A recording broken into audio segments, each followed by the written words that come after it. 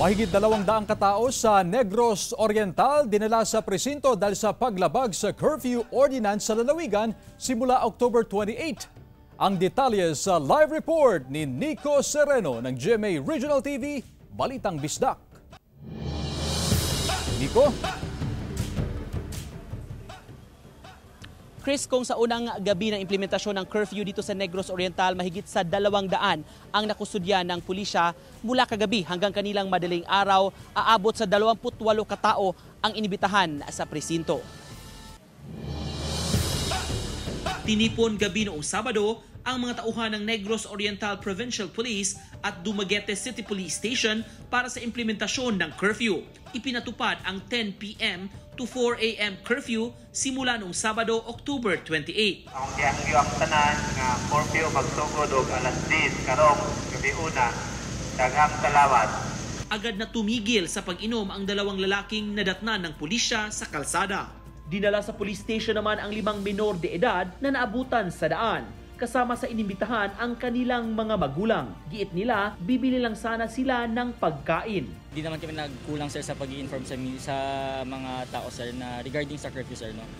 We have wide reach naman sir. We also ask assistance sir from the news outlets sir. And also sa mga social media platforms sir na to give them announcement. Ayon sa Negros Oriental Provincial Police, umabot sa 212 ang lumabag sa curfew na ipinatupad sa buong lalawigan sa unang gabi. Samantala, naging pahirapan ang delivery ng mga election paraphernalia sa ilang lugar sa lalawigan. Sabado nang umpisahan ang paghahatid na makagamitan sa 3 pinakamalayong polling precincts. Isa na nito ang Sitio Bukaw sa Barangay Manduaw, mga 60 kilometro ang layo mula sa Bayawan proper. Dahil hanggang sa Barangay San Jose lang ang sasakyan, kinailangang maglakad. Nasa 10 kilometro ang lakaran papunta sa Bukaw Elementary School. Kahapon ng umaga, inihatid din ang kagamitan para sa 2 clustered precincts sa Apo Island, parte ng bayan ng Dawin. Personnel mula sa militar at Philippine Coast Guard.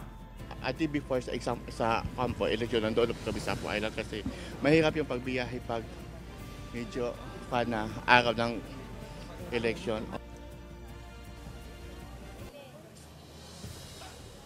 Nagpapatuloy ngayon, Chris, ang butuhan nga dito sa Negros Oriental at ayon kay Attorney Eliseo Labaria, ang Provincial Election Supervisor, naging matiwasay ang pagbubukas at pagsisimula ng butuhan dito sa lalawigan. Chris?